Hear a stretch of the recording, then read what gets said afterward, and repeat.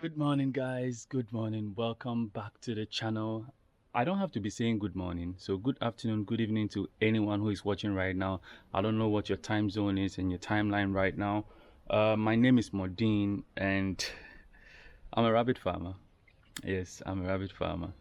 3 months ago, I started by saying I am an aspiring farmer, but now I can say I'm a rabbit farmer, because I've been doing it for some time now and I'm enjoying it. I'm enjoying the ride, the lessons, everything that is going on. I'm enjoying every little bit of it. So this video is going to be straight up. It's going to be about rabbit pricing. For a lot of the times, everybody just prices the rabbits the way they want it, the way that fits them best, right? But I think if we are going to look at rabbit farming as a business, then there should be a strategic way of pricing rabbits, and that is exactly how we are going to look at it. I believe some of us are aware of some of the metrics, and some of us are also not aware. Some of us are aware, but we've never thought of it in a way of applying it to rabbitry, and so that is what I'm trying to pull our minds on, so that you know what makes a loss and what doesn't quantify as a loss in general. Then I think gradually it starts with one farmer, it will go to the second, and we can build like a good system where we can have a lot of rabbit meat eaters and also people who want to raise it for pets and etc. You get it? So this morning, this is what I'm up to right now. This is the old cage. This is where I started, and for those who haven't seen it before, this is just the way it looks. Yeah. So this morning I've been doing some work in here, and so here is it under the noni tree, if you guys remember. I got metal mesh cutter here. This is the wire cutter. It cuts through the metal. I borrowed it from a friend to use this morning, and so practically what I've been doing is that you guys know that this place was divided before it was partitioned. I've taken out the partition. I just removed this one. This thing is not strong at all, so this one is now going to the to those aluminum guys who come and sample metals and stuff like that. And what you can see I'm doing here also is to remove this one completely, because I don't want it to rest on the wood again. You get it? Because they urinate there, they defecate there, and what happens is that you see all the dirt over here, and rabbits don't like that. It will make them sick. I'm sure that is also one of the reasons why the first ones I brought got affected with diseases and stuff. So I want to clean it out, and then I will put it underneath instead, so that I will have control. Anytime they defecate here, I can clean the wood directly, and then I would also be able to disinfect it. So I was actually working at it so that I do this, and then I thought as much that since the last time I uploaded a video, I haven't done that, and I want to come to you guys with a video about the rabbit pricing, because I promised I would bring a video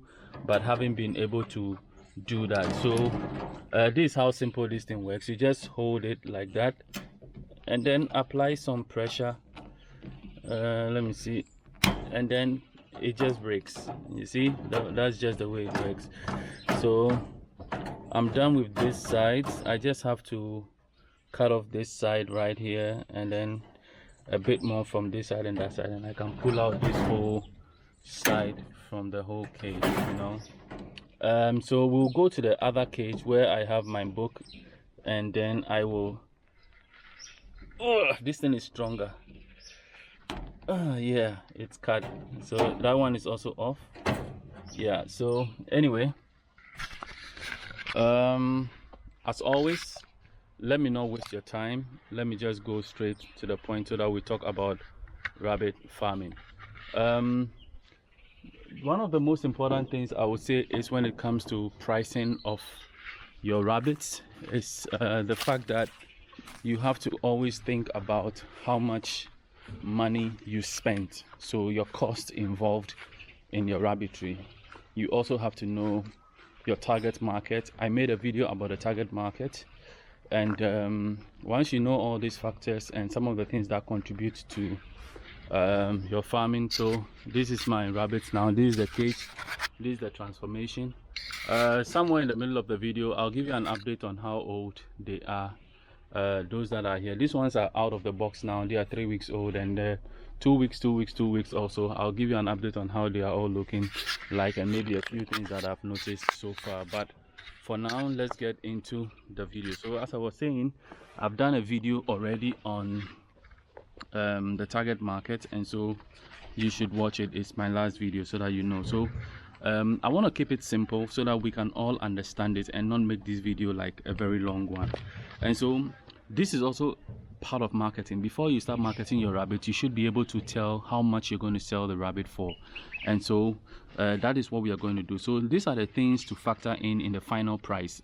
I may omit some things, but generally get the idea. And then I would want some of you in the comment section to also like put it in the comment section so that the whole video will be complete, you know, because I know I have some very knowledgeable people out there watching me, some who are way experienced than I can ever be, and I think just don't have the courage to be on video. I am on video, doesn't mean I am the most intellectual person, but I'm happy to share and to bring awareness to some of these topics so that some of you out there with the great depth of knowledge you have will also give some input in the comment section so that we will have like a video that has every information in one place.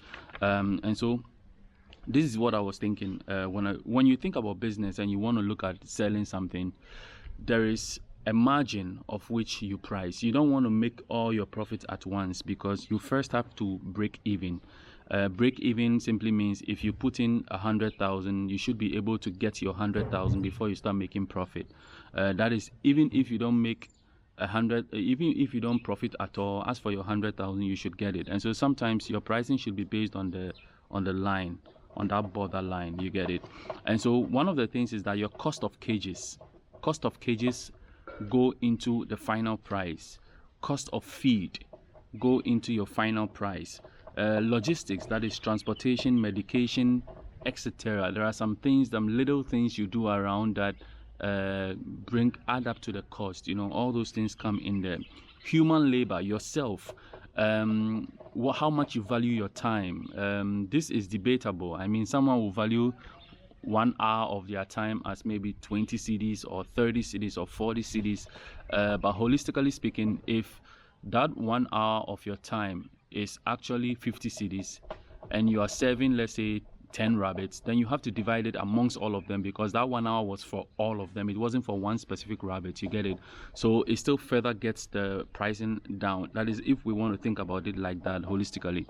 And so also you have to factor in your cost of your rabbits, those that you started with. You get it? In all. And also for every business, once you are doing target costing, we also have target costing is basically, like in a very simplest of forms, let's say you want to bring out a product.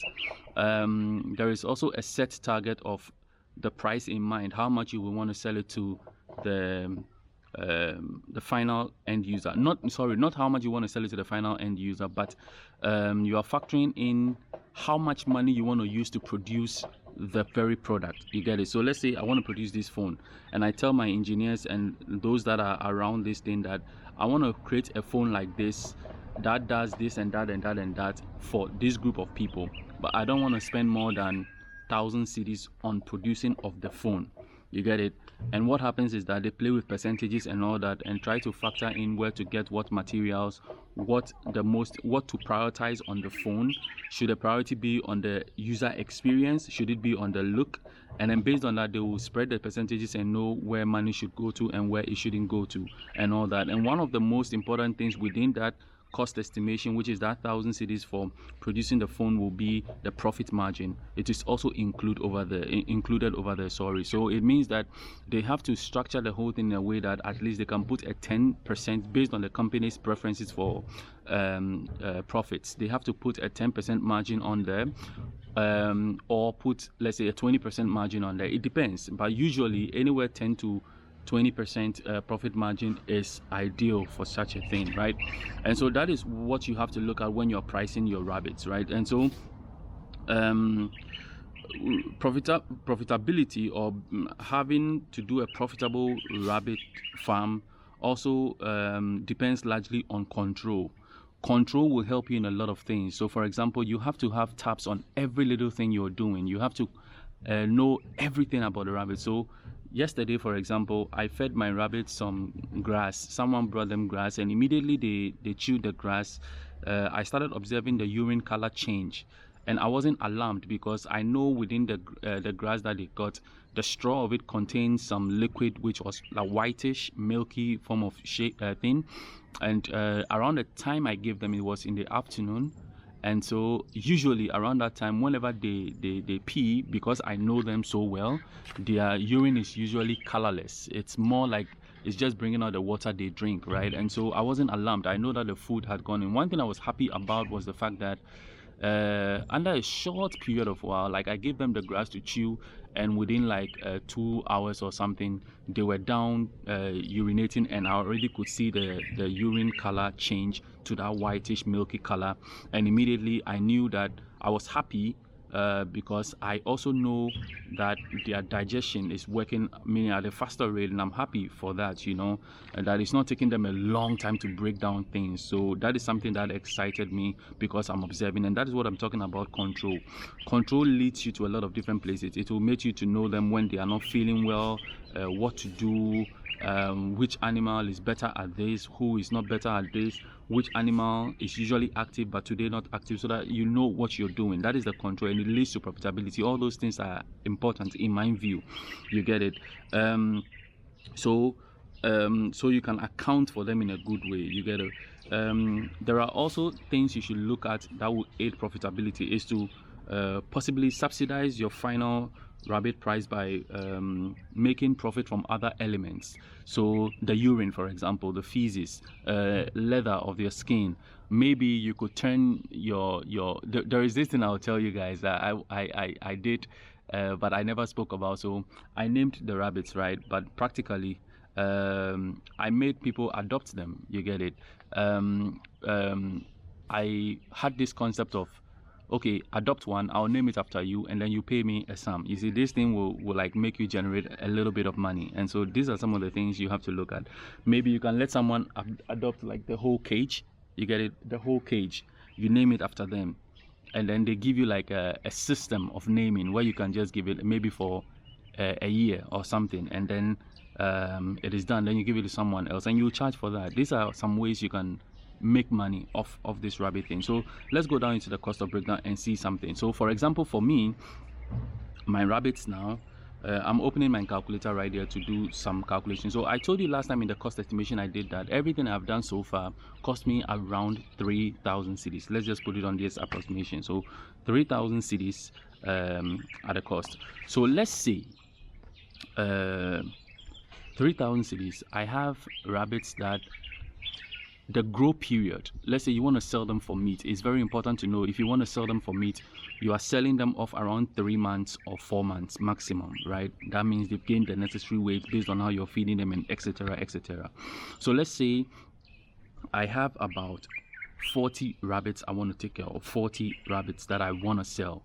And these 40 rabbits, currently, you know that from 0 to, let's say 3 months, the first 1 month they are not really eating much because they are feeding off their mother's breast, right? So let's say you have your usual does that are giving birth, right? These are your main stock you started with, and all the main stock, let's say they are already included in the 3,000 cedis which I started with, right? And so let's say all my rabbits have delivered now, but in total they've delivered 40, and I want to sell them and I want to price them at that mark. And so I'm looking at those that I will sell, the kids that have weaned and I want to sell. So those are going to be where my price factor is going to go to. So these 40, I know they'll start feeding on the feed from 1 month upwards, right? So I'll calculate 3 months of feeding, right? That means if I should keep them from month 1 to month 4, yeah, that is how I should calculate them. If someone buys them at month 3, I still profit anyways. But if they don't and they buy them at month 4, I still haven't lost anything. I've broken even that. You get what I mean? Yeah. So practically 40 rabbits, and I want to sell them for meat. At that time, they are 2 months, they are 3 months old and all. What I'm practically looking at is that how much feed am I spending on the rabbits? So for example, for the 40 rabbits, again, it comes down to control. If you know how much the rabbits are eating week in, week out, you know with the pellets I'm buying for them, I buy the pellet at 95 cedis. Let's round it up to 100 cedis. So one pellet is 100 cedis, and you're giving it for these 40 rabbits every 2 weeks. So if every 2 weeks is for one bag, which is 25 kg, then it means 50 kgs will do for a month. And I'm taking care of them for 3 months, right? And so it means that if I'm spending 200 cedis a month for 3 months, it is going to be 600 cedis, right? And so right there, I have 600 cedis on the feeding alone, just the feeding alone. So this feeding alone, if you want to divide the feeding by how much the rabbits cost in general, then it's going to be 600 divided by 40, because you are looking at 40 rabbits. That means at that instant, one of those rabbits will be 15 cedis, right? 15 cedis. And so that is not just going to be your factor. That is just food.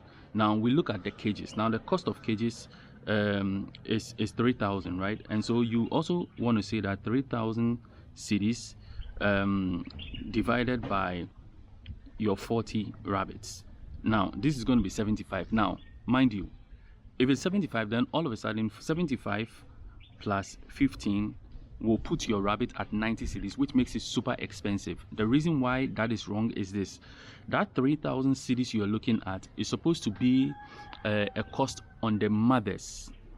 Why is going to be a cost on the mothers and the longevity of the farm is that you have about let's say generally 10 rabbits who are giving birth for you, and these 10 rabbits are going to take care of the farm for, let's say, the next 2 years. And so if they are going to give birth for the next 2 years, and say one rabbit gives you 36 kids, or let's say 30 kids in the whole year, then it means that 10 times 30 is 300, right? So one rabbit, all the 10 rabbits are going to give you 300 kids in 1 year, and they are going to give you 600 kids in 2 years. And so if you want to calculate the actual amount that is based on the cages, that is got to be your 3,000 divided by the 600. I hope you get what I mean. Then it gives you like a much clearer view to say that, okay, by that time maybe the cage has depreciated in value and all that kind of stuff, so you want to make your money so you'll be able to buy other new cages and all that kind of stuff, right? And so let's go back again. We have 15 cities based on the food, and then now we come to 3,000, and then this time around we divide it by 600 based on the number of rabbits we are going to get. And so you see, based on that, you're going to get 5 cities to add to your how do you call it, your rabbits, your feeding that you've spent. And mostly what gives us the most cost is feeding, right? When you are like raising rabbits, one of the most concerns is your feeding. And then now after that amount of money, we come to cost of labor. You get it? Now cost of labor is going to be on your own, is different on everybody. Maybe you have someone taking care of the farm and you're paying them month-to-month basis. So if you're paying them 200 cedis a month, or you're paying them, let's say 300 cedis every month, then you have to divide the number of rabbits, because the time they spend, right? Now this is a whole month thing, and you are calculating for 3 months. And so if you're paying them 300 cedis, that's 900 cedis, right? So 900 cedis divided by 40, you get it? That is the 3 months, so it's giving you 22. So 22, you are adding it to this cost, which is now around 42 cedis, right? Now this is for someone who is having someone on the farm taking care of it and is paying them. You get it? The cost may be a bit higher or lesser if you are doing it yourself and you consider it more like a hobby, and you don't value, you have other works you do, maybe you have a main job you do and stuff like that, and you use it as a time, and you think that maybe spending 2 hours a day taking care of the rabbit amounts to, let's say, you would want to classify as something that you would say it should be like maybe 5 cedis per animal per the time you're spending. You get it? 5 cedis per animal. That means that for the 40 rabbits, 5 cedis times 40, you are making 200 cedis of them for your work, growing them for that month, for that number of time. So you see, based on what system everybody is using on their farm, it is different. So if someone is employing people, based on how much they pay the person, they have a percentage you have to put on the pricing. You get it? And if you are doing it yourself, there's also a difference in there. You get it? If you're doing it at a bigger scale, there's also a difference in there. And usually when your scale is way higher, your pricing also really comes down, because you can subsidize a whole lot of things in it than when you're doing it on a small scale. And so that is it right now. So let's take it, which is what most of us do. We do it ourselves and all that stuff. So 5 cedis plus already 20 cedis we add, that is 25. Now that you are around 25, now is the time to calculate the number of animals the other things like logistics, transportation, and getting some things. If you use medication and all that kind of stuff, give and take, you would want to put all those things at bear, right? And so give or take, putting all those little things in there, let's say you are now at around 30 cedis, right? Because we were at 25, you are now 30 cedis based on your cost, how much money you spent on transportation, going for the food, going to buy medication, going for A, B, and C, going to get the rabbits and all that stuff. You've calculated, so you are around 30 cedis. And so practically speaking, you can sell your rabbit at that point like that, right? But it is not ideal. You can also say that the profit margin, which is like 10% or 20% based on your factors, right? You can say, okay, you want to add a profit of maybe 5 cedis, or you want to add a profit of 2 cedis per rabbit. You get it? You can also say, oh, for all my rabbits, I want to gain, let's say, 100 cedis of them as profit. That would be like 2 cedi 50 pesos on each rabbit for the 40 rabbits, and then you add it to it. And so practically speaking, you come down to selling a 3 months old rabbit for breeding purposes, or maybe for meat purposes, around 35 cedis. You get it? Around 35 cedis. And it makes complete sense that you don't have to like overprice it. And now if you have like workers who are doing stuff for you on your farm, then it will go to maybe 50 cedis mark. So a fair rate when the rabbit is like 2 months old, to sell it for 25 cedis makes perfect sense. To sell it for around 30 cedis makes perfect sense also. From between like 3 months to 4 months old, to sell it for 35 to like 50 cedis makes perfect sense. It's like a good wager based on the activities everyone have in their farms and what they do, location and all kind of stuff. This excludes delivery to people and extra services you will put, because whenever someone comes to buy a rabbit from you, you ought to give them some of the food you feed your rabbit, so that the rabbit will be acclimatized to something before they move on to their next destination, and will have something to feed on. All those things must be factored into the end price when it comes to rabbitry. And so guys, that will be all for now. I hope this video has been a good one for you. This is one of the videos next in the marketing of rabbit section. I hope it's been helpful. I know this breakdown has been okay for you. If I left something out, that I made a mistake somewhere, please kindly correct me in there. I'm not perfect with everything. I just want to raise awareness to some of the things that could help in this rabbit industry. And so that is it. Now before I end the video, I would like to show you guys the update, like I said, about mine 2 weeks old and all that, how they are looking and all, so that you guys will have a glimpse of them. So currently they are sleeping, but let me disturb some of them and those that are awake. And so you can see these are 2 weeks. These ones you are watching right now were born on the 6th of this month, and today is like the 19th or something, I think. And so they've already gone past 2 weeks. Their eyes are already open, but now they are sleeping. But I'll show you ones that are also just like them. These ones right here are also were born on the 2nd of this month, right? And you can see them already energetic and moving in their own ways. This one gave birth to 7, and 1 died out of it. That's the mom right there. And from this side, I'll show you this one also. They are also currently sleeping. Also gave birth to 4, and these ones were delivered on the 5th of this month as well.